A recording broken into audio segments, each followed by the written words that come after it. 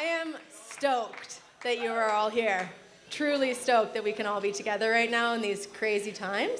Thank you for following all the guidelines so that we can have this PSA tonight here at the Royal, who has been an incredible supporter of the State of the Snowpack as we've grown and will continue to be while we continue to host these live events. So thanks to the Royal and thanks to all of you for coming out.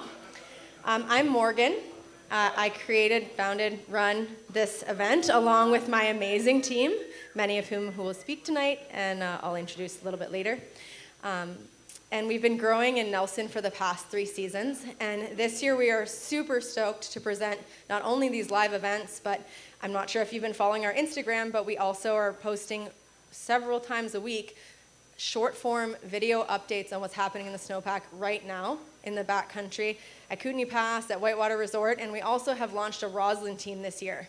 Those videos are going to start to go live in the next few weeks, and so if you want to go touring in Roslyn, you're going to be able to get updates on what's happening there as well. So really stoked to be bringing them to you, and our goal is in the next 5 to 10 years to have these events and these videos in every mountain town of the Canadian West. So if you have friends in other towns who you think would love this event, please share, please watch our videos on Instagram, please share them with people in this community, because we truly do believe these are community conversations that are saving lives in the backcountry. And it's also awesome to be able to I want to go to Revy right now. I wonder what's happening in their snowpack, and to be able to just see a quick video in addition to the avalanche forecast to really help you make those good decisions every day in the backcountry. So, sorry, just going to check my list. So we are fundraising this season. Thanks for that. In order to be able to continue to expand and also to be able to give back to the team that I work with that has given their blood, sweat, tears entirely in a volunteer effort up to this point. We are selling beanies. You can see I'm wearing one, my team's wearing them. And we're selling them for $30 each. You can buy them in cash or through our website online. Made by Ambler Sports here in Nelson. So they are a Nelson product. And in addition to that, you can also make donations to us tonight if you're here live through the Royal. You can actually add it to your bill at the end of the night, and those proceeds go entirely to us. So huge thanks to the Royal for adding that as a feature to us, because I've never come across that before yet in my background of fundraising.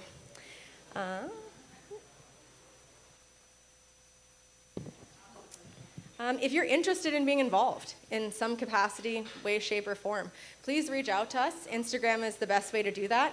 I personally respond to all of those messages. So if it's, you want to be involved in the background efforts, if you want to help create this content, please reach out to us. We'd love to have you. And we've also got some great giveaways tonight, so keep your ears tuned, because I've got some good questions to give away some awesome Weston, State of the Snowpack, etc. swag tonight. Before we begin, I'd really like to acknowledge that we are gathered on traditional, ancestral, and unceded homeland of the Stunux people, the Silix people, and the Kootenay people. Did I say that right? We feel privileged and grateful to be here and honor the ongoing presence of the Sitniks on this land. We are mindful of how we carry ourselves today, so as to demonstrate our intentions to honor this land, water, and all beings on that land. Yeah. So this is our core team.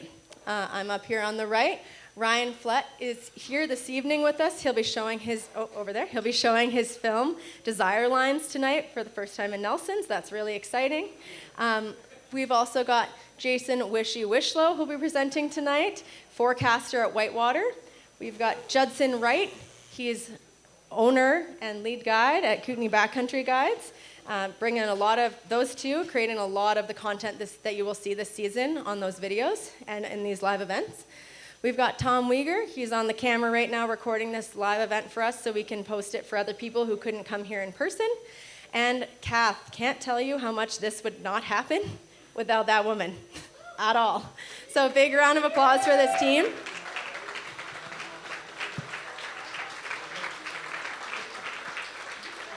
And without further ado, let's get this thing started with Judson Wright and our State of the Snowpack update.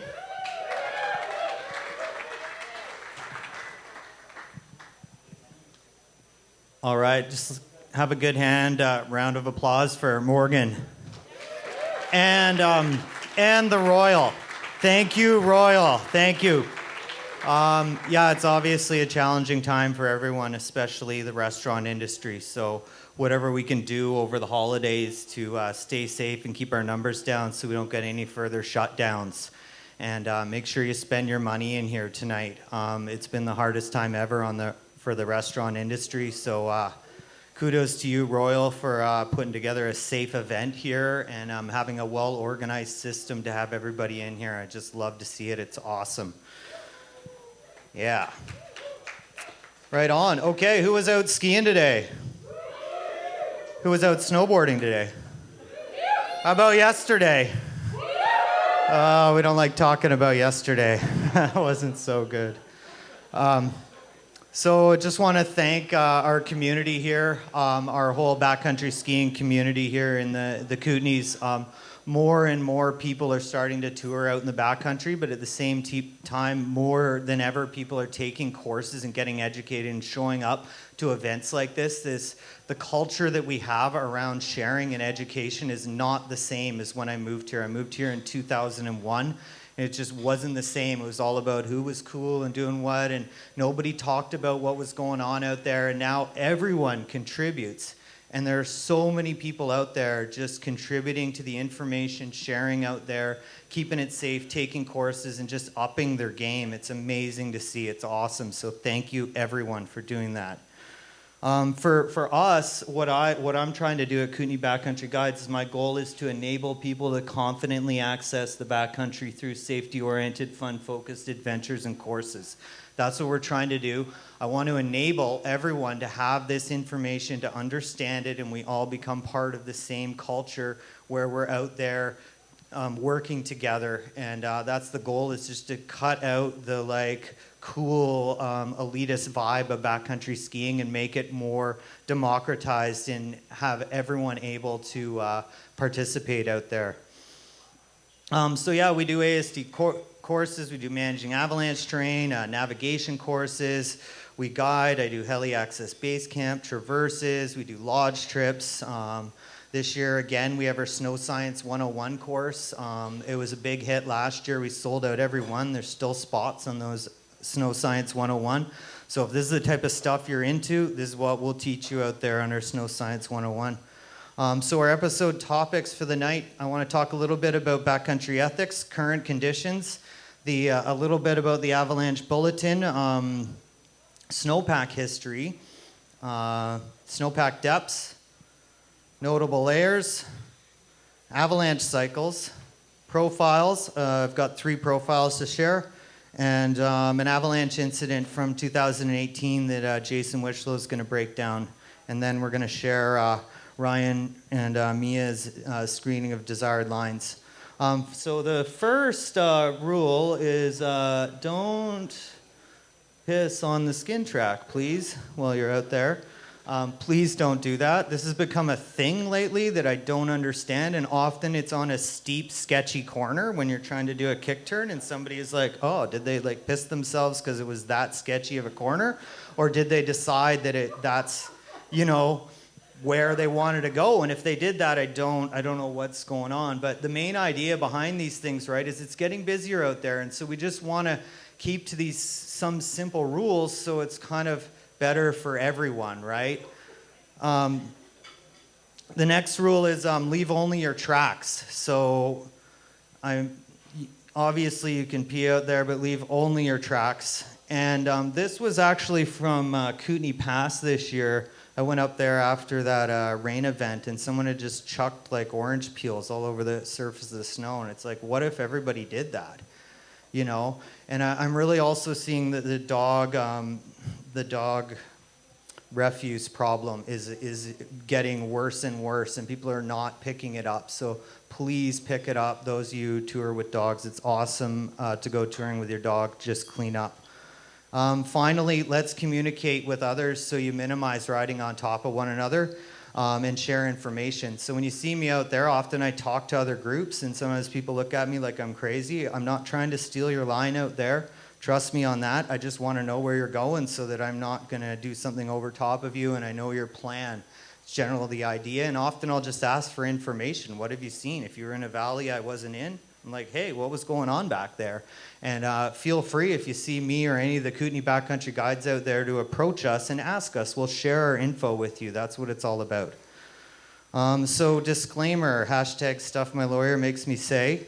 The information, obviously, the best of my own observations, to the best of my ability. This does not replace actual avalanche training. Please sign up to one of our courses. Sign up to one of Jay's courses at Whitewater. Take a course.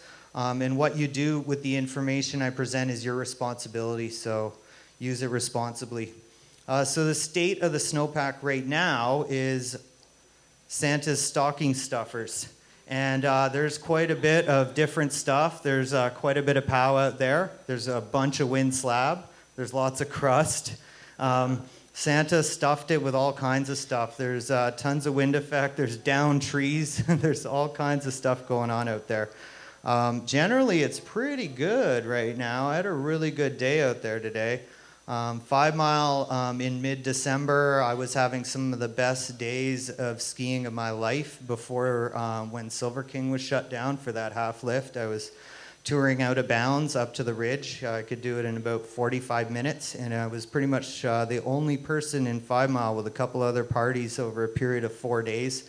And it was only a 45-minute track in, and it was absolutely amazing out there.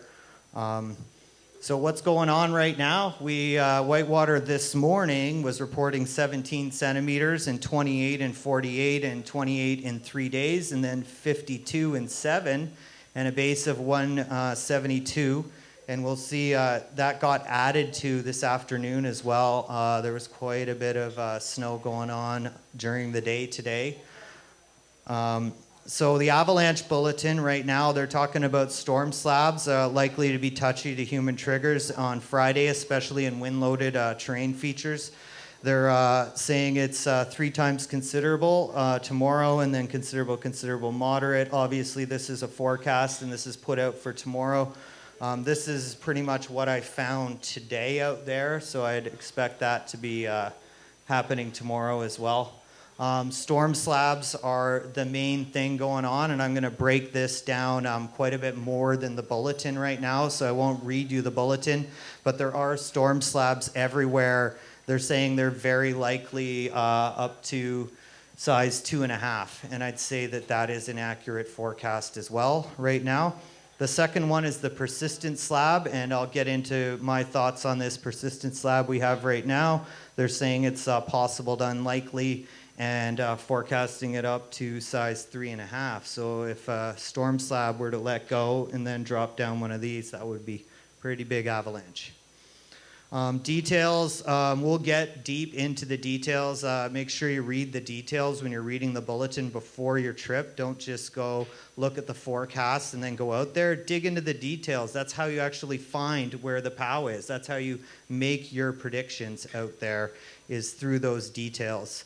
So this, what I'm showing you right here, and folks who are off on the sides, I'm sorry you can't see this. It's a bit of a visual presentation, but I'll try and, vocalize as much as I can for those of you who might be stuck on the sides. This is the graph at Redfish, and this is the precipitation that we get over the year, and it basically measures the water content of the snow. And you can see the gray outline. That's the min and max levels of the amount. And what we are the blue line. And so the blue line's going up here, and last year is the green line. And you can see that right now we're at record levels of water content in our snowpack. That does not mean we have a record snowpack. That means we have record levels of water content, because you can see that this line, this is the end of December, and that's when it spiked, the end of November. During that rain event is when the snowpack gained all that water. Okay, so there's a lot of water growth, but what that did was that set us up for this really solid, stable lower layer, and that's why everything was carrying so well.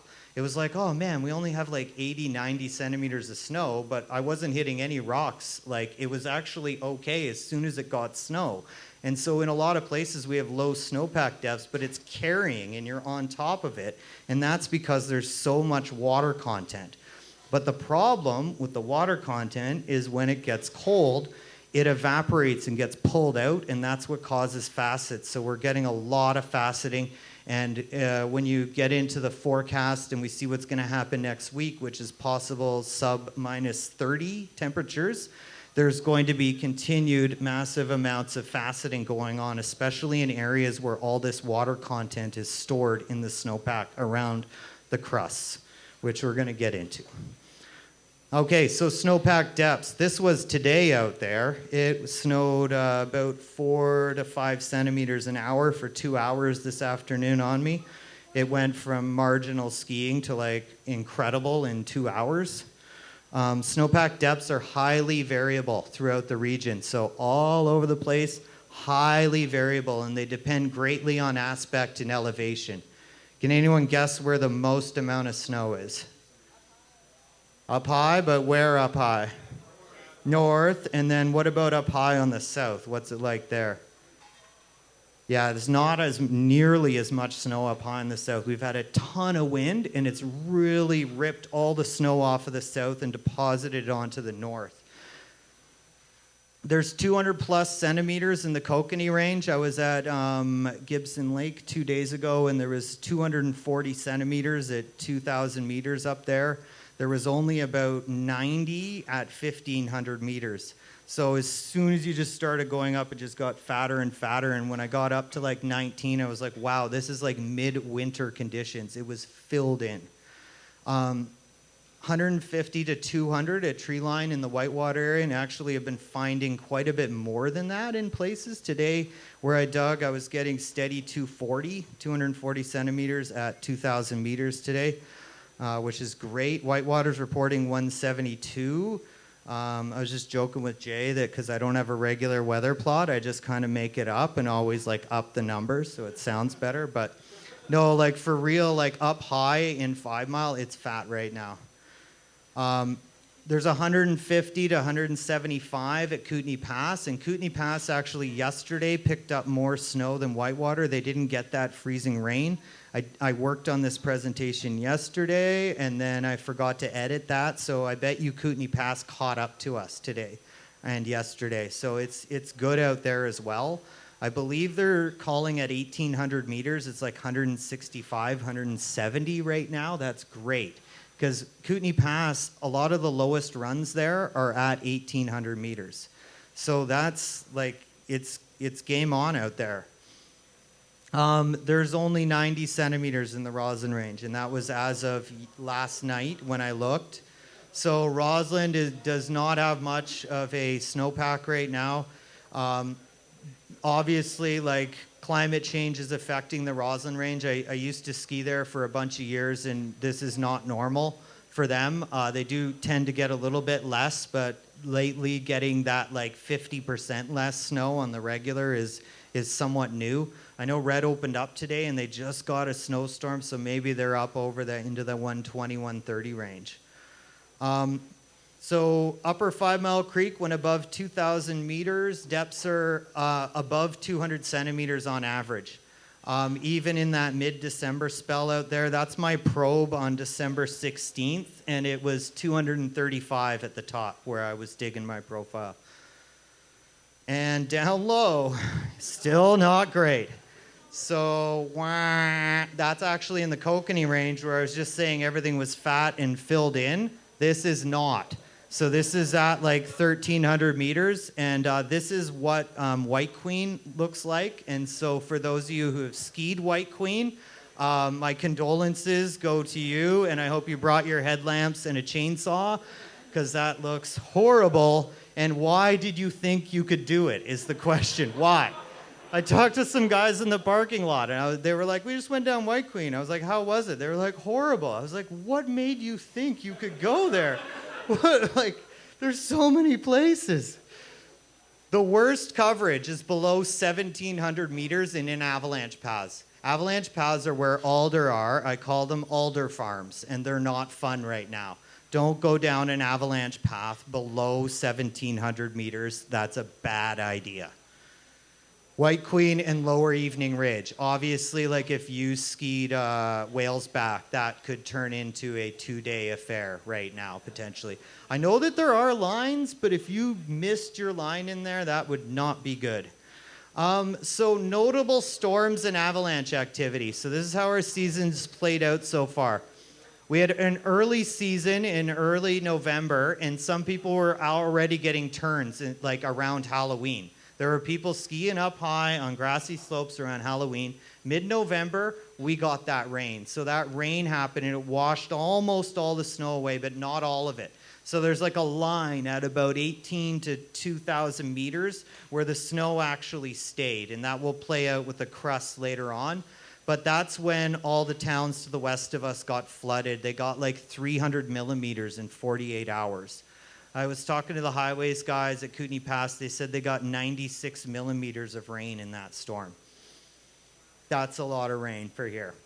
And then we got a bit more snow from after that kind of covered things up. And then we got another rain event in early December. And I'm just sitting here, wow, what if it had been 3 or 4 degrees colder? We'd be like having 4-meter snowpacks right now, but we didn't have it. So we did get a bit of an avalanche cycle, large one with many wet avalanches up to size 2.5 happened during that rain event. Weimer Bowl had some significant debris in it. Kootenay Pass had quite a bit of debris in it. And then December 11th, we got that 30 centimeters. And that was the day after the hill opened, and that changed everything. It was just 30 centimeters. It was really thick, lots of water content, lots of wind, and that's when everything got filled in. And then everyone was like, yeah, it's party on. And so from December 12th on, it's been good skiing above 1,800 meters. It's actually been great. There was some avalanche activity, but not that much. It was mostly just storm slabs. And I was kind of wondering if that early crust that happened in the December 1st to 3rd, if there was going to be an avalanche cycle. And there wasn't too much. There was 2 avalanches that went off in 5 Mile during that cycle, but not too much else. And then we had the December 13th to 15th. We had that low-density snow with that epic riding going on, and now we're locked into this other storm cycle. So that's pretty much what's been going on. Notable layers in our snowpacks. So from the ground up, the bottom is basically facets and crusts. It's gross down there. Melt freeze crust of December 4th. This is the main melt freeze crust that you see when you dig down. It's about down 120 now. Then there's the December 7th, another little rain crust. It's about 15 centimeters above that. Then we have the December 18th surface hoar, followed by the December 22nd surface hoar, the December 22nd rain crust, which was yesterday. That's that crust that got on everybody's goggles, and apparently people couldn't even get into their cars at the end of the day. It was just like an ice storm going on. And then sitting on top of that is our current present storm and wind slab. And I'd say this, like everything here is kind of what I'm thinking about right now when I'm out there. I'm thinking about all these upper layers in the pack, the December 18th up to the persistent storm wind slab layers. So let's talk about these. The November crust and facet sandwiches. Yum, so good. From the bottom up, to the December 4th crust, the whole bottom 40 to 60. Some places it's a meter 20, depends on where you are. The whole bottom is faceted with various crusts, and it's totally gross down there. And that will bring us into the melt freeze crust, because this melt freeze crust is what's holding those lower crusts together. If we lose this December 4th melt freeze crust, we're probably going to have avalanches deep in our snowpack. And so right now I'm really watching this crust. And the question with this crust I have right now is what's going on top of it? Is there anything happening on top of that crust? And I've dug about 6 or 7 profiles in the last 10 days, and I've only had one result on top of this crust. There has been some avalanches on top of the crust reported that we'll get into, but for the most part, the snow is bonded to the crust. And that's just where I've been. That's just me, where I've seen. I'm not saying it's everywhere. There are places where it might not be. So you really need to be on the lookout for the bond, because this is now down 120 centimeters. Presently, 90 to 120. Most notable, it's everywhere. It averages 10 centimeters thick. In places, it's 20 centimeters thick. It's faceting and it's losing strength. So right now, that crust is breaking down. Every day, when it first formed and was on the surface, I couldn't kick it with my boots. I made that video on State of the Snowpack. I could not hammer through it. And a couple walked in their hiking shoes from their Creston locals. They were hilarious. They literally walked up to the top of Cornice Ridge, just walking on the surface of the snow. I was like, where's your snowshoes? They're like, we don't need them. And they just walked right up to the top. I was like, you guys are awesome. I was the only skier, I think, out there in the entire mountain range that day, because I just had to go look at the damage that was done. There are facets in some places. So there are some places where there's facets. Generally, these facets are going to be in places where the snowpack is shallow. So where I'm thinking about this crust being a problem is in shallow snowpack areas, not deep snowpack areas. Facet crust combinations can be very challenging to manage. Some of the wildest, craziest avalanches I've ever seen are on facet crust combinations. There was an avalanche cycle in 2009 in the Kokanee range, and one of the crowns, we triggered it with a snowcat. It was 1.8 kilometers long. And the reason that facet crusts are a problem, actually, I've got a photo of it. I won't get into that right now. In the last 2 weeks, most of them, I haven't been getting results. The facets are small, rounding, and bonded to the crust. However, one of my guides was able to get the layer to propagate and fail on an extended column test in the Black Queen area on the 14th of December. So that means that he hit it with his shovel and it cracked across the whole column. And that just shows that, the whole idea of spatial variability of it being different in different places. So this is a photo that was in the Kootenay Backcountry Touring Group of an avalanche in Milford Creek reported by Raman Shurkat. And this really highlights the problems that I see with facet crust combinations, because they're not like surface hoar. Surface hoar is generally spotty, and you'll get patches of it. It'll be like here, there. When you get a facet crust problem, the crust is usually everywhere, and then the facets are usually everywhere on the same slope. So you get these avalanches, and they go in the trees. So people are thinking tree safety, and often facet crust combos release in the forest because the layer is still there, right? So what Raman said about this was the most recent rain crust. That was the early December. It was down 70 to 85 in the Selkirk. So back then, now it's probably down 140, 150. The crust was thick, and while it does bridge weaknesses deeper in the snowpack, today they saw avalanche failing on top of the layer with significant propagation. He called it a size 2.5 ski cut. And if anyone's ever ski cut a size 2.5, you're doing one of these and wishing maybe you hadn't have done that. I don't know. This was on an east aspect near tree line, revealed faceted snow overlying the crust. So I just recommend, if you're going to drop in on something big, have a look down, see what's going on the crust, and if there's any weak snow sitting on top of it, don't do it.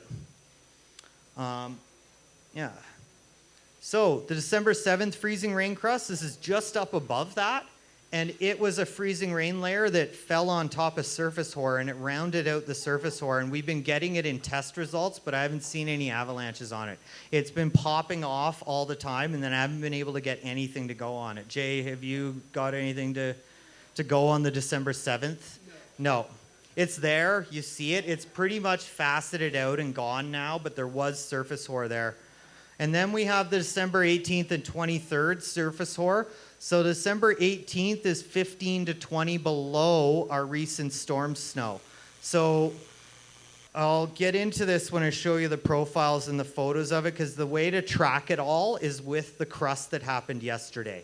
So if you look at the crust that happened yesterday, it's not going anywhere, okay? That crust is prominent, it's thick. It was like touring up into Silver King on the ridge, and I was like, am I going to cancel my day? That's where I was at with my head with these winds. And I got up to the top of Acidophilus, and I poked over, and I found 100-centimeter deep wind slabs on the other side of the ridge. I was like, I am not going down there. So remember with these wind slabs is that there is surface hoar below them. So there's this crust, right? And then there's the surface hoar. So all that wind-loaded snow is sitting A on top of a crust and then B on top of surface hoar. So enjoy the POW and watch out on any slope steep enough to slide. I was also getting cracking, whoomphing today while I was out there. And I was actually a ski cut 3 or 4 size 1.5s today. So it's out there right now. So here's my profile from the day today. This is in Teddy Bear Trees.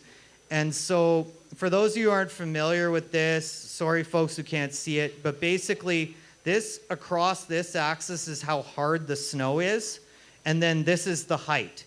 So what we look for is you look for any gaps in the weakness. The less hard the snow is, the more weak it is, right? So we have 2 notable weak layers. Now the good thing about it is that we have a hard layer on top of it, but this is an ice crust. So the question is what's going on top of the crust? That's always what I'm thinking. What's happening on top of the crust? And there was a layer that was reactive today on top of the crust. And so those slides that I was ski cutting and that I was seeing, they were failing 2 centimeters above the crust, and then they were running on the crust. And they were taken off like freight trains down the mountain. I was just kicking these little slabs. They were like 20, 30 centimeters thick. They were only as wide as my skis. And then it would just entrain all the snow below me. So it would just spread out and then chunder down the slope and run down anything steeper than 35. And it was building mass as it went down because it's running on the ice crust. Okay? It's not failing on the crust. It's just failing just above it. But then it just picks up steam and wipes the snow off the crust. And Jay, you were saying too, like that's what you guys were seeing with bombs today. So Jay is just going to tell us maybe just a sec about what you were getting with bombs. Yeah. Do you mind? Yeah. Yeah, so explosive control today. Whitewater did a route that we wouldn't normally do. I wasn't on the route, but other forecasters, and we timed it to do it in the afternoon because it's supposed to get quite cold tonight, and when it gets quite cold, the snowpack tends to tighten up, and then it's a lot harder to initiate an avalanche and basically control it to make it safe, and then you have doubts in your head. So went out when it's ripe, when we know we can make avalanches, and so we were getting numerous up to size 2.5 avalanches, which are quite large, consistently size 2, running on top of the rain crust from yesterday. But then because of the explosives, a heavier load, they were able to initiate and actually step down to the surface hoar that was below the crust. And so maybe not on skis would you be able to do that, but maybe you would. It's kind of a dicey game. But with heavy loads from explosives, definitely able to initiate avalanches on that freezing rain crust and then stepping down below to the surface hoar in places. So crowns anywhere like, up to 60 centimeters deep, which are large avalanches that none of us want to be involved with. So that was results from the route today.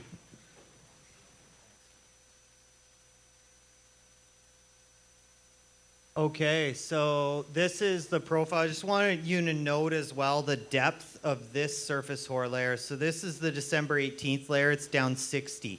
That's prime skier triggerability. But what's making it harder to trigger is this ice crust. But what could make it trigger, what could be a heavy load, is another avalanche, right? So it's like triggering this, having it run down the slope, carry enough mass, and then stepping down to here. And then this here, this is our December crust. So this is that December crust. And what I'm noting in this spot here is that there's no weak layer sitting on top of it. There is no weak layer at all on it. So that's great. Again, this is only 1 point in the mountains, right? There's many, many points. This is only one profile.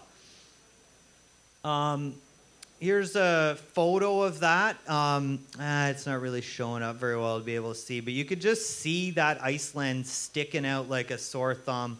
And anytime you dig down, probably over the next couple weeks, you will see that ice lens. You can't miss it. And then you can just know that that's what happened on the 22nd, and everything on top of it is all that fresh snow. And we're going to get an Arctic outbreak. It's going to get cold, and maybe this crust will facet out and disappear. Maybe not. It's quite prevalent and thick and icy, so it may not, but who knows. And one other thing about these crusts, has anyone been noticing an increase in these crusts going on out here, these freezing rain events? Anybody? Yeah? Yeah. Boo. Boo to the crust. What is going on? I don't know what's going on. I'm blaming climate change because that's what everyone does. If I was Trump, I'd blame China. But I'm blaming climate change for this. So when your goggles are getting iced and then you get that creme brulee style skiing, you can blame climate change for that. They tend to be more prevalent in early season. I'm seeing more and more of them through the early part and less later on. So there's hope around the corner. Profile number 2, this is the Roslyn Range. This was a couple days ago before the most recent storm, but that's what a weak snowpack looks like. So look at the difference. That is a nice strong snowpack. That is a weak snowpack. That snow is all forefinger to fist resistant with a couple crusts in it. I bet you that these crusts, where are we going? What just happened here? There we go. Yeah. These crusts are probably going to break down and facet out because there's almost no snow sitting on top of them. So when this Arctic outbreak comes, I bet you those crusts are going to start to break down.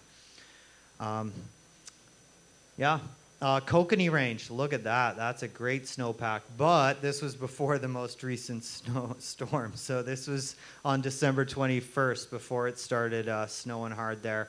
I had extended column tests and compression tests, 0 results in this snowpack. It was bomber. 25 centimeters of fist snow. What we're looking for when I talk about a solid snowpack is you want it to start out like pow, like really nice, and it's really light and fluffy, and then it gradually gets stiffer as it goes down to the bottom. That's what you're looking for. And then if you end up with any really weak snow that you can just stick your hand in and there's solid snow over top of it, that's what you don't want. And that's what this is. That's a solid layer. That's a solid layer with a very weak one in between. That's what we don't want to see. Okay, what does this mean? I don't have a crystal ball, but this is just, I don't know, shooting off the top of my head. December 4th layer potentially breaking down. So that's on the back of my mind. Is that December 4th layer going to facet out and get so weak that it no longer supports the snow underneath it? So I'm going to constantly be checking in on that layer. Arctic air equals safety concerns. So when it gets that cold, what do you think is going to happen when you fall and hurt yourself? Like that's where you're literally in like a life or death situation. You break an ankle in the middle of nowhere and it's minus 35. That's a problem. So you really need to scale back your terrain choices during Arctic outbreaks. You do not want to get into any type of problems out there. And there's a potential for increased faceting and weakening in general of the snowpack when it gets that cold out, especially around crusts. And the alder is still not down. This will require a very wet storm at this point for the alder to lay down. Alder needs that wet, heavy snow. We haven't got any of that. And hopefully we just get one storm, 40 centimeters that starts out. So just put this on your wish list. We're all gonna make this happen. We're just gonna manifest it, right? That's what we're gonna manifest this thing. It's gonna be 40 centimeters. It's gonna come in at -1, and it's gonna snow 30 at -1. Then in the last 10, it's gonna drop to -10. And the alder will be gone. There'll be no more alder. That's how we're going to do it. I love it. Sweet. Get rid of that alder. I hate it. Sucks. All right. Like what you see, you want to learn more? I'm out there all winter. We got spaces on our courses. We're doing Snow Science 101. I got Joel McBurney teaching that and Raman Shurkat, two of the most experienced guides around here. And we do this new Backcountry Rescue 101 where we do first aid and backcountry rescue. So we're working on teaching you what to do in the aftermath of an avalanche. It's not about just digging the person out. We don't deal with that. We go, okay, you've pulled the person out on top of the snow. Now what do you do? So it's all about how to keep a person warm, how to stabilize them. And we have Jill Winnick from Mountain Medical Consulting doing it. And so it's first aid plus mountain rescue skills. And it's super awesome. The first one was an absolute blast. And I hope it's not minus 30 when it happens. But it's January 15th and 16th. And yeah, we're all, a lot of our AST courses are almost sold out. I only have one spot left on my New Year's AST2 that I'm teaching. But check our website. We're always updating it. And thank you, everybody, so much for coming on out and supporting this. I really appreciate it. And let's bring on Wishy. Before we get going, I mean, it's a great night. It's been snowing, and Christmas is just around the corner. And although I'm an avalanche forecaster in the winter, I've always dreamed of being a lounge singer. So I'm going to sing you guys a lovely Christmas tune. It's one of my favorites. And we're about to dive into something that was a little more heavy for me, so let's lighten it up.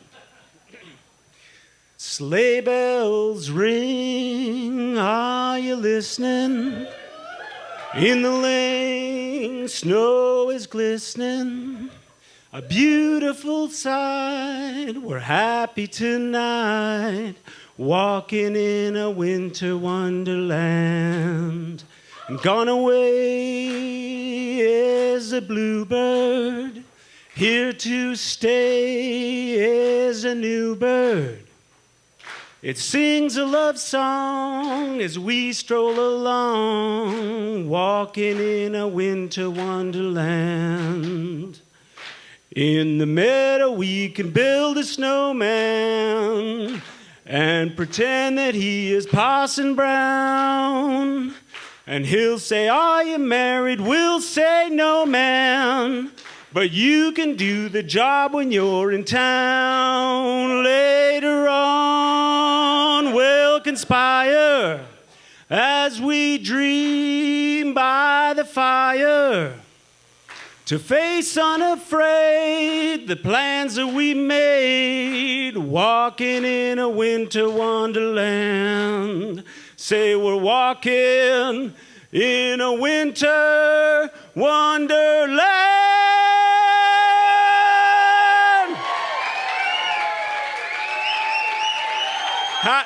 Happy holidays.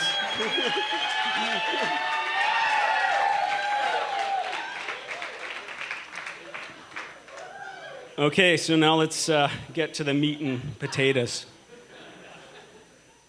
So, January 24th, 2018, I was on shift at Whitewater, and we were actually getting ready to do a snowpack video with a colleague of mine, Ren McElroy, when this accident happened. And this was a very, very significant event, and in the Whitewater area, at the time. And so I think as we approach this, I think that there's a lot of really great learnables that came out of this. Now, full disclosure, this presentation was put together by Douglas Noblet, who's a former ski patroller. He's now avalanche forecaster up in Kamano Mine with Ren, who was with us on this rescue as well. So I added to it, but just so everybody knows, this is like 80% was Douglas put this together, and he gave me kind of free rein to add some things and to present this because he couldn't be here tonight. But I'm the guy that was there with him, and so I have a lot of memories from this day. So here we go. So why do we do a case study? And Morgan touched on it quite nicely earlier, but there's a lot of valuable lessons that can be learned, to prevent hopefully similar incidents. And one thing I'd like to see happen is there's, and especially in the avalanche industry, and I don't know, maybe Judd can back me up on this, but there tends to be a lot of stigma. People get involved in incidents and people keep it quiet because they feel shame, they embarrassed, whatever it is, and they don't want to bring that forward. And I think the Canadian Avalanche Association has been doing a really quite a good job with the MIN reports. So how many people out here know about the MIN reports, know how to, put one together? Those things are really, they're imperative, because we look as industry professionals, we definitely, every morning I sit down when I'm sitting in the hot seat trying to come up with our plan for the day and our stability rating and everything, or hazard rating, sorry. We look at those MIN reports and we take that information from you. So please keep bringing that in, and there is no stigma. We all make mistakes, I think it was 6 years ago now, I got buried on a control route in Catch Basin. And, we definitely took a lot of learnables out of that. And it was a very scary experience, but I think we've made a lot of great changes since then because of that incident moving forward.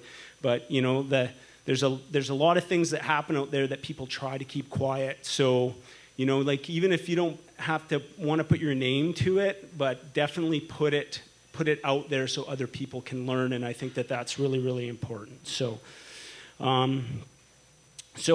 in case studies, we don't just look at weather, snowpack, and our terrain, but I think the critical things we look at are the human factors that were involved as well. So, the human factors are often the biggest part of a lot of these incidents on, your relationship with your group, on how you're personally feeling, how much sleep you had the night before. There's a number of incidents. You can ask a question if you want.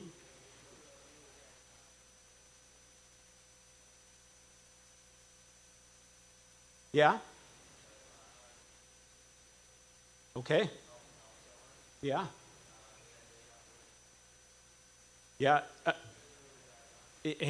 And things like that, I would really encourage you to come to us and bring to our attention because, like I say, that helps us be better. So please don't hesitate. Come knock on the forecasting door and say, hey, this is what happened. If you know where our office is, but we'll happily sit down and talk. As soon as you walk into the lodge, on the right-hand door, there's a door on the right-hand side, like if you walk into the bottom, and that's where our office is. Or you could ask anybody in guest services and say, hey, I want to talk to somebody, and we'll happily come out and talk to you for sure. So, yeah.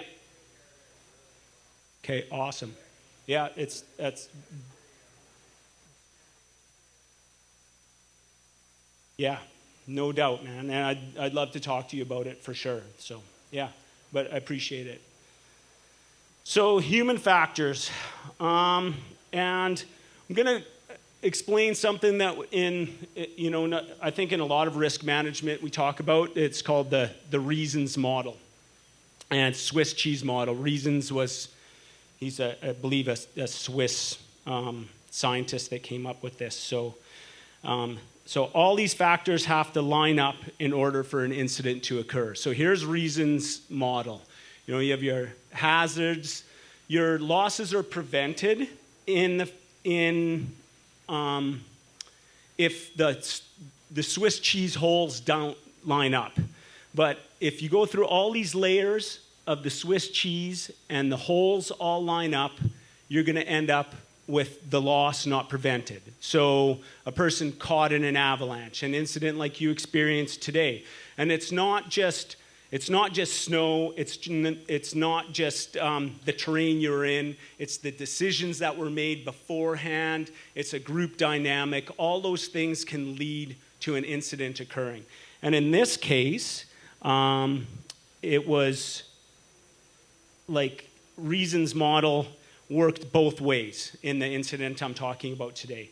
In this person being involved in the avalanche, and for us being able to rescue this person and get them out safely, because there was a lot of stars that needed to align for us to have a successful rescue on this mission. So this is Ahmad, 30 years old, grew up in the French Alps, and Ahmad he was quite an interesting character. He grew up in a chalet at 1,600 meters in the Alps, no electricity, no toilets. He made goat cheese and took care of cows, and eventually got a few solar panels and some lights. When he turned 18, he studied and traveled abroad in a number of places, Vietnam and Russia and Spain, hitchhiked and spent a year on horseback. 8 years later, came out of school with a master's in science and environmental engineering. And he'd been skiing since he was 4 years old, but only started backcountry skiing when he was 28. So when this incident happened when he was 30. Here he is with his girlfriend. Before coming to Canada, he spent one day out practicing avalanche rescue skills and talking mountain sense with his stepbrother, who is a mountain guide in Chamonix. So he wasn't overly experienced, but that's his story. So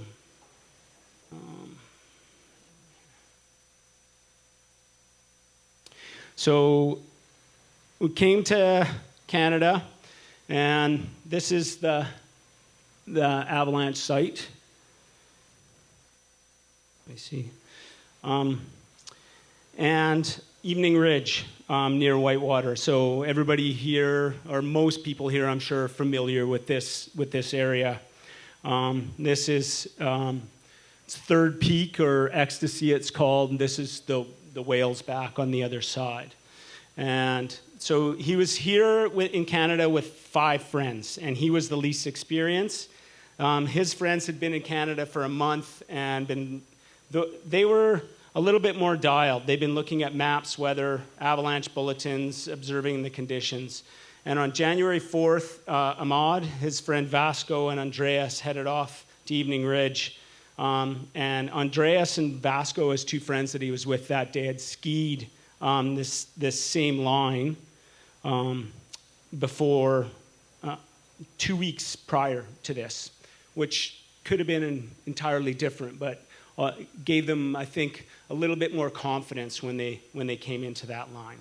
The avalanche rating on this day, which I was really interesting, was moderate in the alpine, considerable at tree line, and moderate below tree line, which is quite uncharacteristic. So everybody here that follows an avalanche rating, generally speaking, you're going from the most hazardous area in the alpine to the tree line to below tree line, and it should descend if it's going to. So the fact that on this day it was moderate, considerable moderate, was highlighted, and it played a factor in their decision making.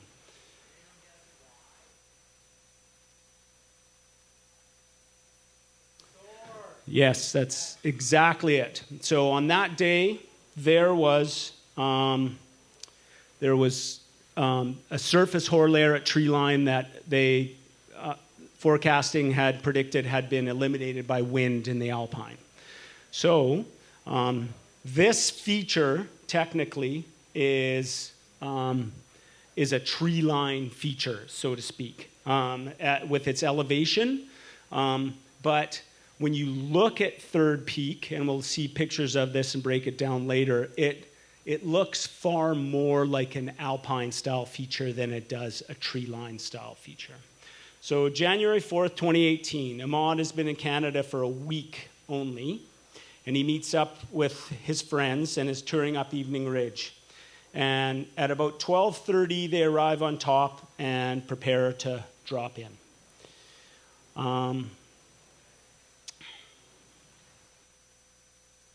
With the Avalanche Bulletin, weather, and terrain in mind, they decide to drop into the southeast-facing feature we're talking about here to stay away from wind-affected snow. They thought the quality of skiing would be better. So, and Ahmad was the first one in, and he almost immediately released the Slab Avalanche. I think he got 2 turns into it when he said he felt it break free, and he was on his way for a most unpleasant ride and further the next couple of years. So he arrived on top first. He had it in mind to ski down the same way they came up. They felt some crust near the top. Otherwise, it seemed like the trees were great skiing, and that's kind of what he was looking at. But his friends caught up to him. He was quite a ways ahead. He was 15 to 20 minutes ahead of his friends on the skin track. And I guess he was super keen, he's ready to get after it. But they caught up to him, and they're like, hey, we skied this 2 weeks ago. It feels pretty similar, so I think we should just ski the same line right down the guts of this thing.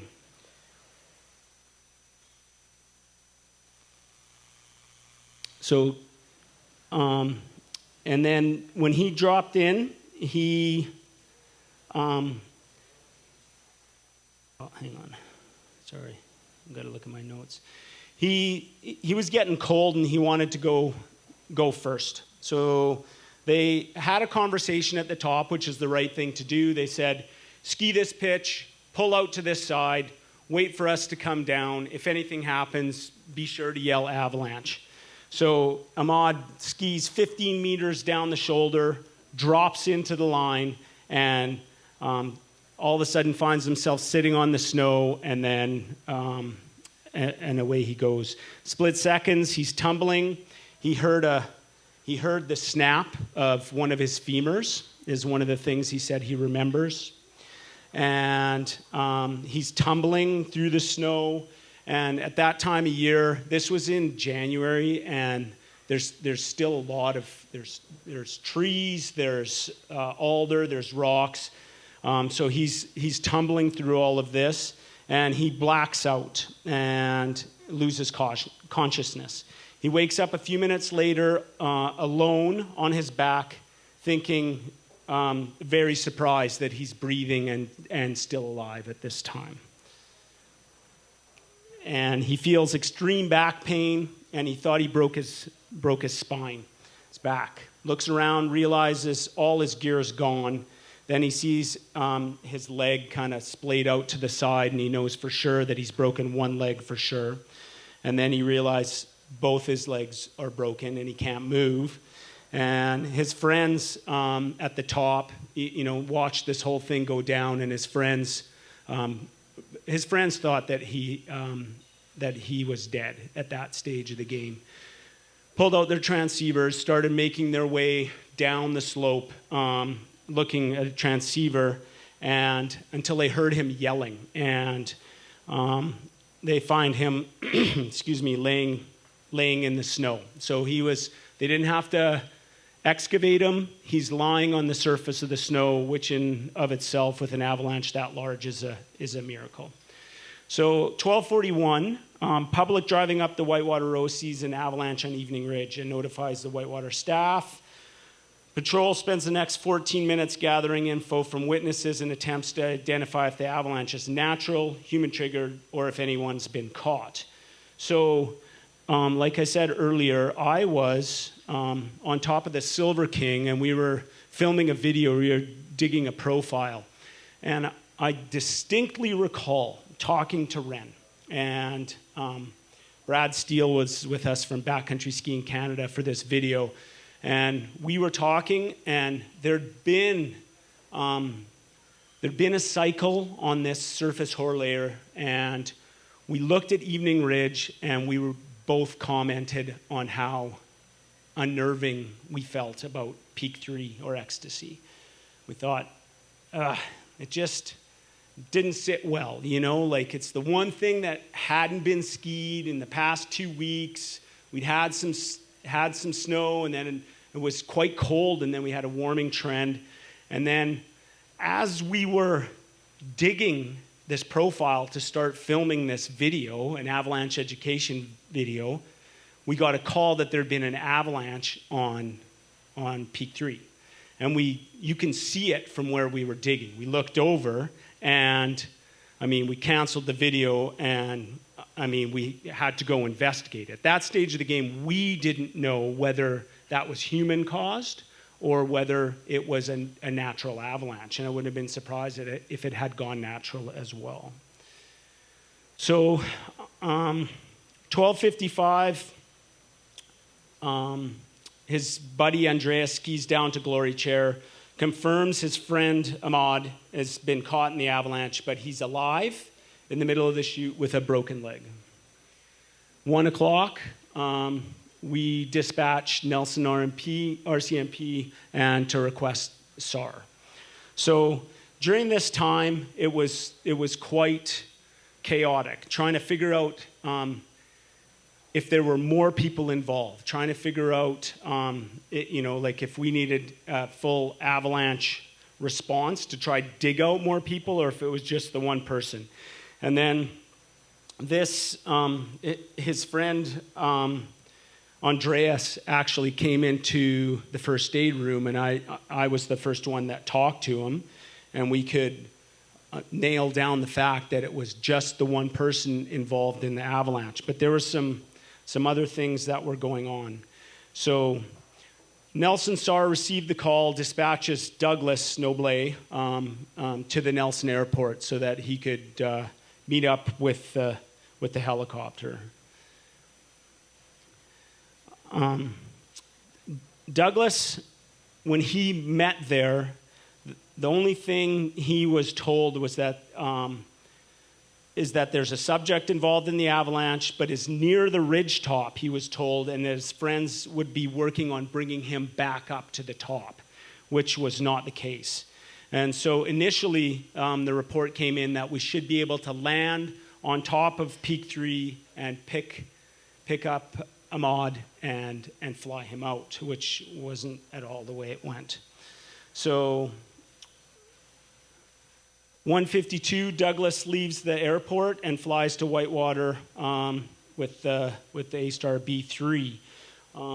So in this picture, I believe this was from an incident the following year, but it was same landing zone or whatever.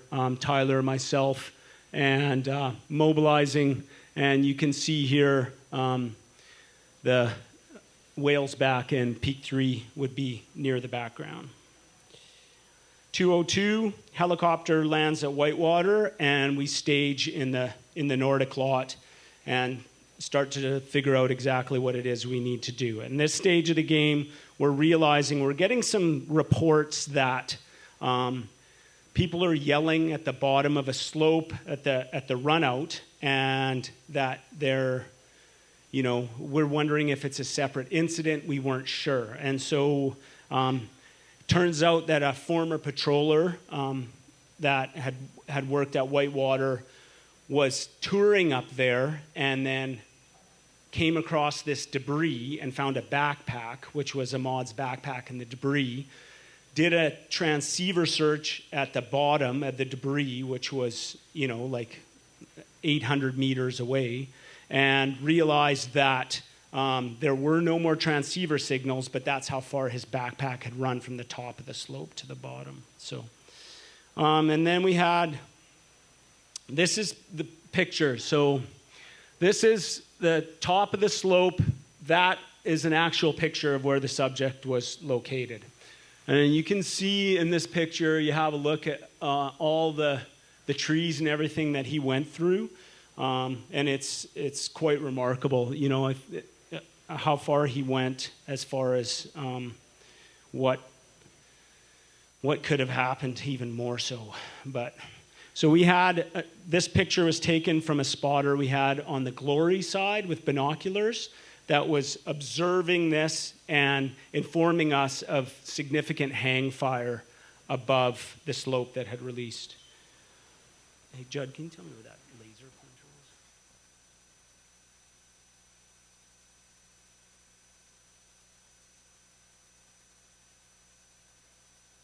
was? Okay, so he dropped into the line here, triggered the avalanche, which ran from here to here, through the trees, and down the whole path. So he basically went for a ride from here, and that's where miraculously he stopped on top of the path. 2:04, a helicopter lifts off with myself, Tyler Abbott, Ren McElroy, and rescue gear from Whitewater. We had a toboggan. At that stage, we didn't. We had some first aid equipment, and we had to go make an assessment. So we flew, and Ren and myself took 15 minutes to assess hazards and access routes to try to get to this person. And when we were flying around, like we had like meter crowns all over in here, and then this whole slope above where he was had not released. And so when we talk hang fire, when an avalanche slope releases, oftentimes it's not the entire thing. And on a feature like this, it was not the entire thing. It was, so that the probability of a secondary slide and how much we want to put ourselves in danger to go rescue this person is a very, very real, it's a real possibility that something could happen. But as a rescuer, search and rescue patrol, as a guide, it's what we do. We want to help people. And so you have to weigh the odds on what we think is safe and what we think we can pull off versus what we think the risk is to ourselves. The first rule in search and rescue is don't put the rescuers in danger. So we determined that we could come up with a plan to try and mitigate the hazard to ourselves to the best of our ability, and we decided to go for it and try to pull this guy out. We landed on Ridgetop and dropped this off at 2:21. Call the search manager to request a heli long line to the location of the subject. So we were flying over top of him. We could see his other friend and him waving, and we knew that where we were going, this is incredibly steep terrain, and there was no feasible landing zone in there. There was just no way for a helicopter to get in there, and when we were doing that, it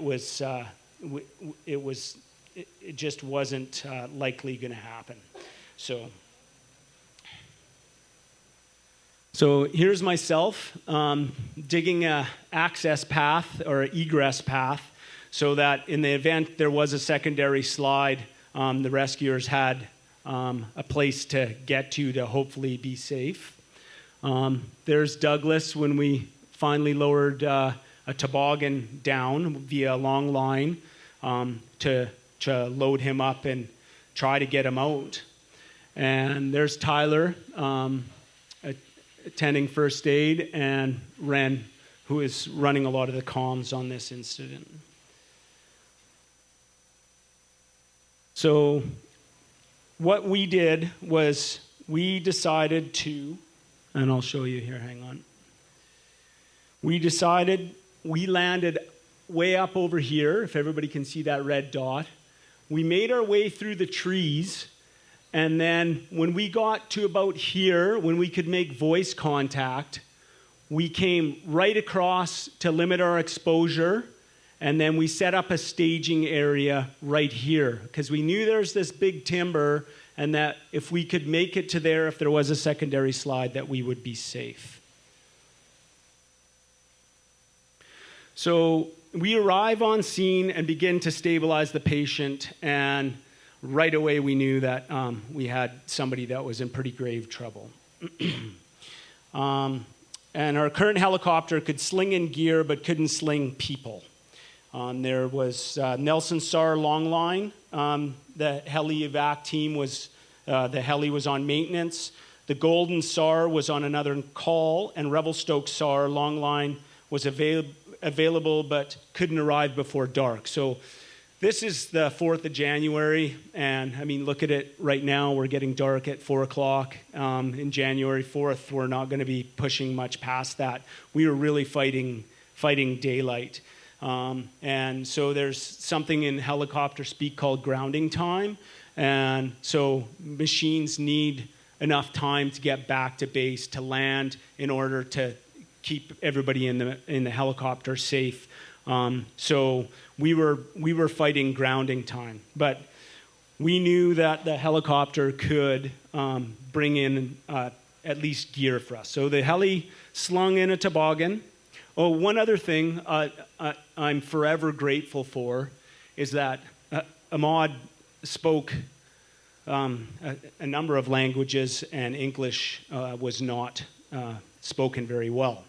And Douglas is fluent in French, and I think to actually understand what was happening with Ahmad when we were on scene, so Douglas could attend to him in a first aid fashion that there's no way that I would have been able to do, because there's no way I could communicate with him. So Douglas was able to communicate with him very, very effectively, and that made it was huge. It was a huge difference. So the helicopter slung in a toboggan and additional rescue gear, and Vernon Sar dispatched a winch helicopter, and they were unsure of their arrival time, but they were prepared to transport the patient due to darkness fast approaching. So winch helicopter as opposed to a long line, just so we're all familiar.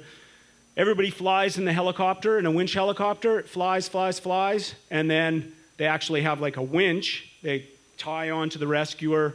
Rescuer's lowered from the helicopter. They can package a patient, pull them back up into the helicopter, and then fly away.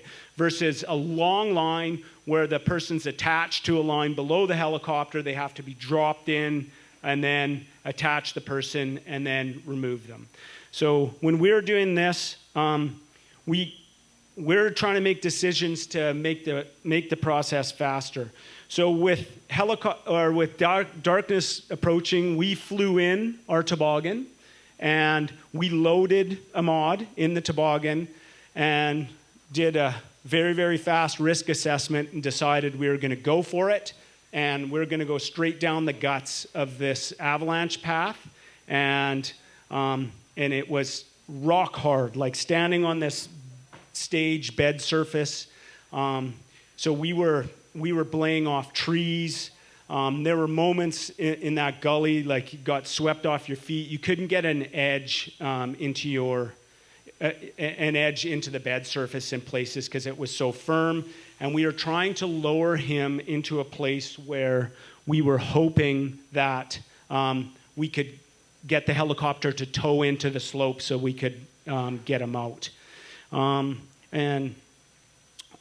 Quite honestly, so now it's 3:20, and we're waiting for this winch helicopter that's been dispatched. We have no idea if it's going to make it there on time.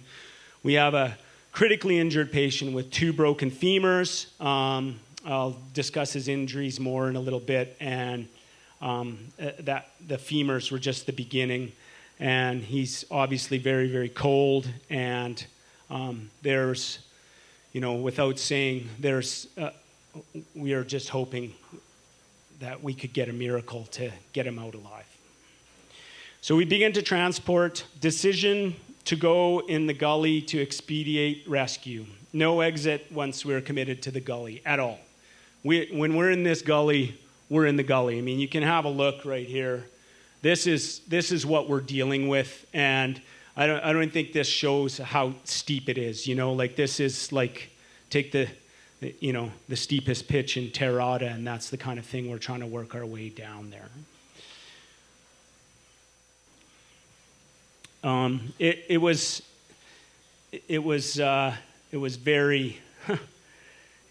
pretty stressful situation. So we chose the gully because we couldn't move them through the trees. The gully is easier and faster, more exposure to hang fire, but at least we were in a place where if the helicopter, we could find a suitable place, then maybe the helicopter could land.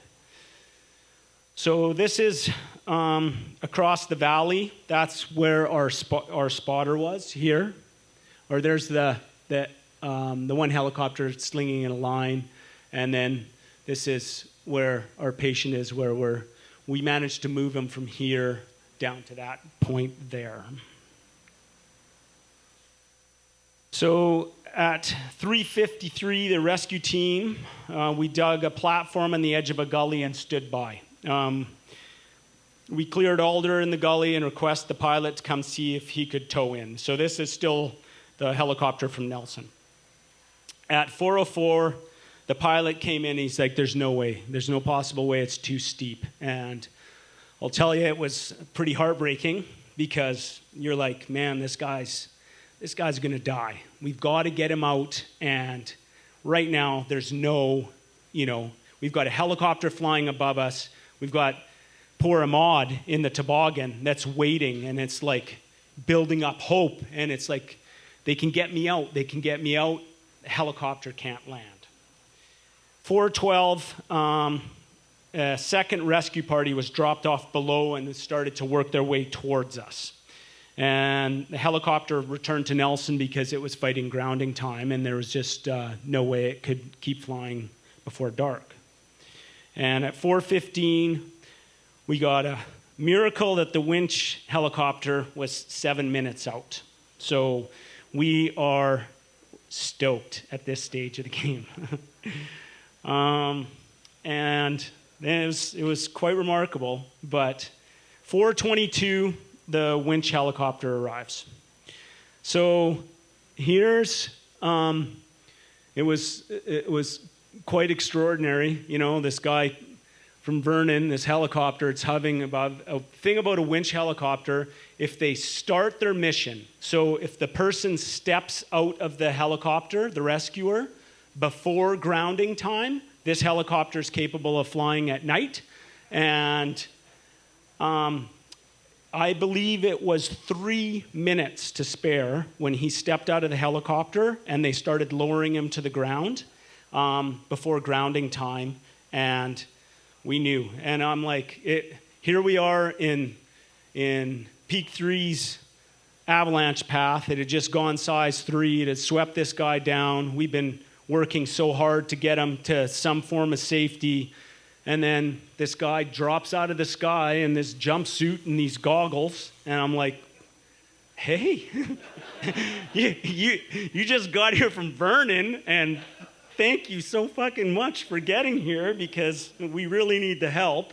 And, he's standing on the snow, and you're like, it's quite remarkable. And so he comes down, he makes an assessment, and then they lower down some of their packaging rescue gear, and he starts instructing us on their method of packaging the patient, which is what we were doing.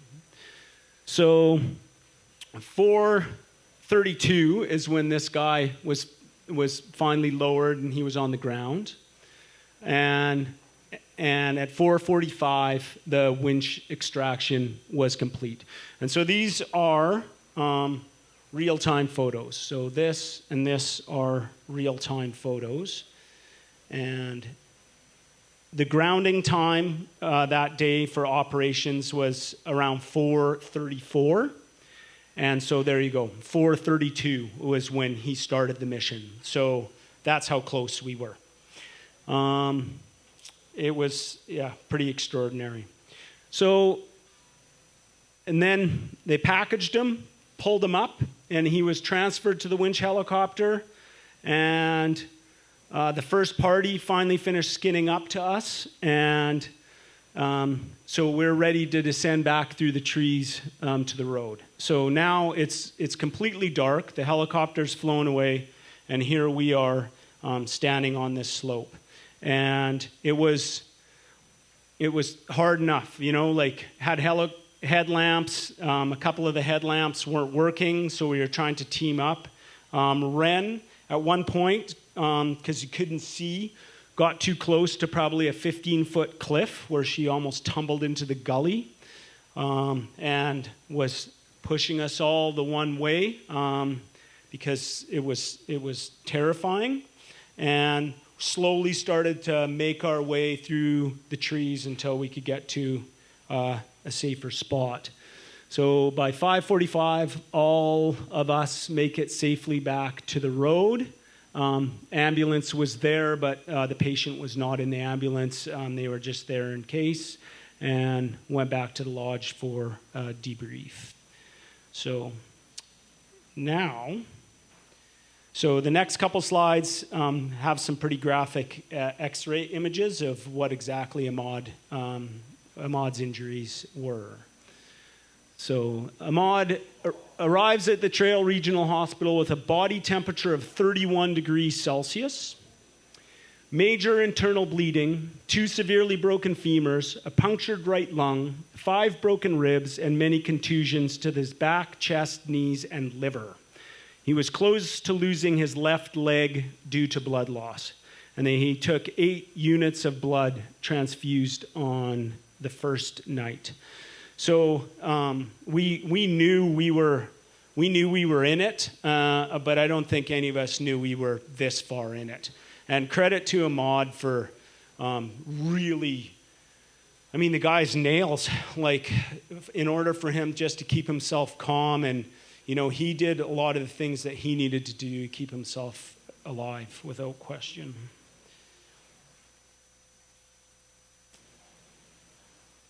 So he spent the next 4 weeks at the Trail Hospital and multiple surgeries before being sent home to Switzerland, where he was transferred to this state-of-the-art facility, the Suva Care Center in Sion, Switzerland. He took 4 units of blood transfusion before operations. Basically, it's the half of the human blood volume is how much blood they put into him.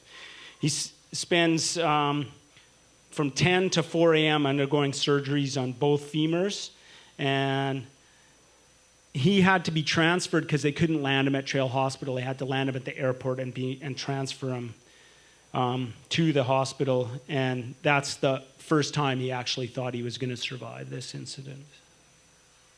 So here he is in the hospital. Lots of love and support from his friends that were here. I think they really helped keep his spirits up, 4 weeks in the hospital. But I think, like I say, he was pretty grateful just to be alive. For the first 9 months, he was unable to lay down horizontally. He lost all sensitivity to his from his waist, all his sexual function was gone, and he slowly, I guess, after 9 months, regained feeling there in his sexual function. But his medical bills have been added up to over $600,000 Canadian by the time it was all finished, and it was all covered by Swiss insurance, work and travel insurance that he had, which is pretty remarkable. But I mean, it just goes to show that sustaining those kinds of injuries, how much money that cost. So his left leg ends up 1.5 centimeters shorter, and his right knee is slightly rotated, and lost permanently some sensitivity to the central part of his body.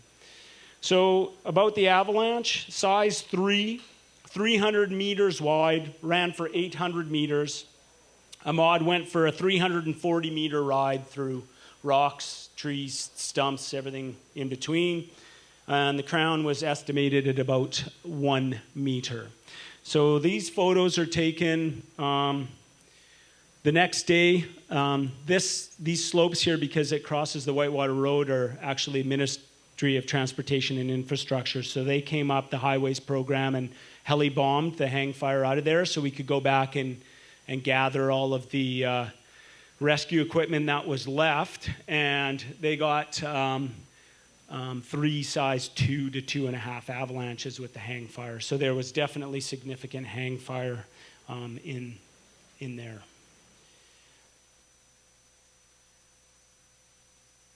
So again, here's a better mock-up of the slope.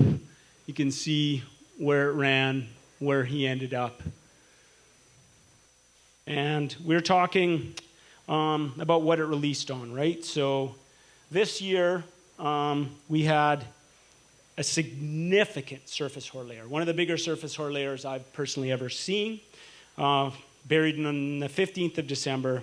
And so this avalanche was triggered on that surface hoar, and then it went down, like Judd was just talking, slid down to basal facets. So there's a lot of places when we were in that gully where the avalanche slid right to ground. You know, there might have been 10 or 15 centimeters of snow on the ground of just facets.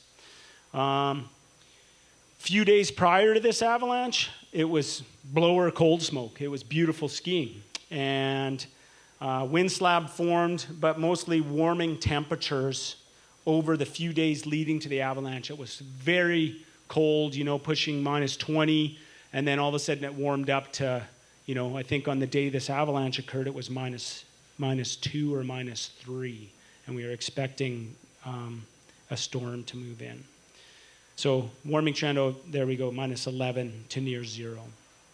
So we did this is myself and Ren did this avalanche conditions report, and you can see I was kind of making a joke, but I was eating these things like nacho chips because that's how big they were, these giant pieces of surface hoar. So we certainly knew that there was a problem out there, and this is when these were still on the surface and you could go find them. It was like quite extraordinary how big these things really were. Here's a couple profiles we did after, the day after, and actually the day before the avalanche.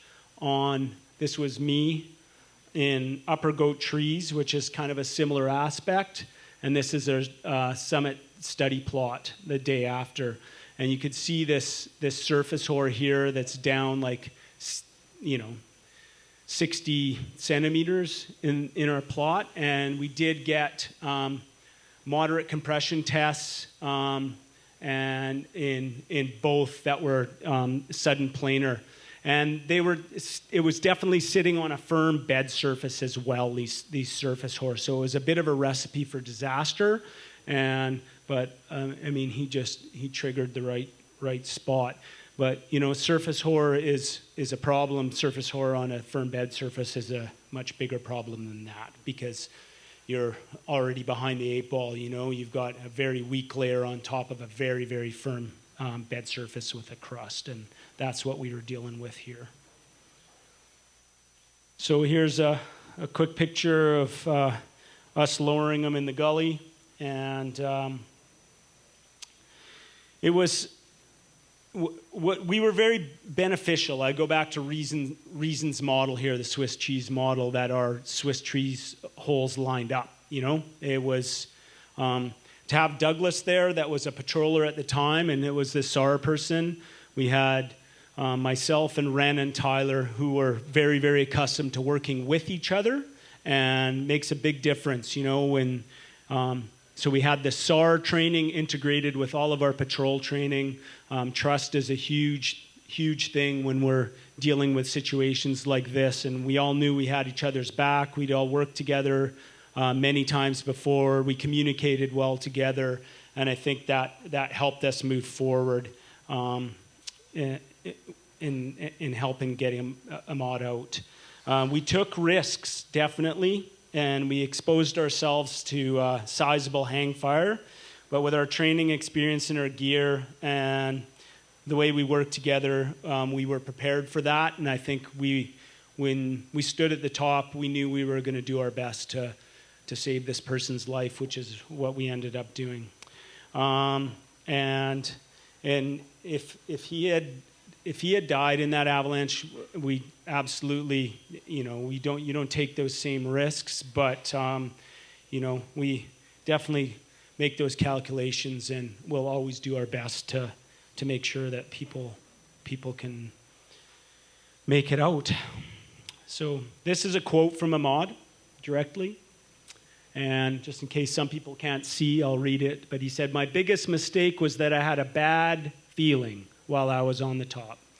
Before putting on my ski, I stepped in the snow to take a picture of the landscape, and I felt that the snow cohesiveness was changed. Despite this feeling, I went down. We know the result. It is always easier to speak afterward, but I believe that our feelings rarely indicate the wrong way." So, trust your gut. If it doesn't feel right, a ski run, we all love to ski, but we all want to ski for a long time, don't need to push it. If it doesn't feel right and you need to back off, there's nothing wrong with that. Back off, ski another day. There's always going to be another day to go shred pow, but trust your instincts. I think we all have that inside us, and I think that's a pretty important lesson and a really important takeaway to bring from this. So one other thing I'd like to bring in is that this is the same slope a year later in 2019. The person here had obviously a lot more luck. The failure plane was on surface hoar again. So terrain and slopes can often be repeat offenders. And if you look at this, this person triggered this avalanche, managed to stop here, stay on the surface, didn't hit any trees. This was in February 24th. Failed on a surface hoar layer on a crust. So anybody here, when you're going to ski Peak 3, it's a great ski. I've skied it, but you need to keep those conditions in mind. Listen. Come talk to us in the forecasting office. You take your education through Judd, through us. You read the bulletins and pay attention and try to gather all that information. But there's a lot of these slopes out there that we know are prone, and if we know they're prone, we'll tell you if we think that there's any concern with that at any given time, because this is not something that we want to have to see anybody ever have to go through again. So just a few shots here of skiing fat pow in closing, because that's what we all love to do. And let's bring it back to the good. So, and honestly, we can take a lot of really good lessons from this and in that, but get yourself educated. And like I say, we're in the snow community. We love to talk about snow. We love to talk about avalanches. We love to talk about ways to keep people safer. It's what we do. It's our passion. So anybody have questions or anything, I really appreciate the guy back here, bringing an incident to light that even happened today. And those are things we want to know about, and I think it makes us all better as a community, and it makes us all safer. And let's keep it up for the winter and all have a safe one and have a really good time. And thank you for your time, and thanks for coming out.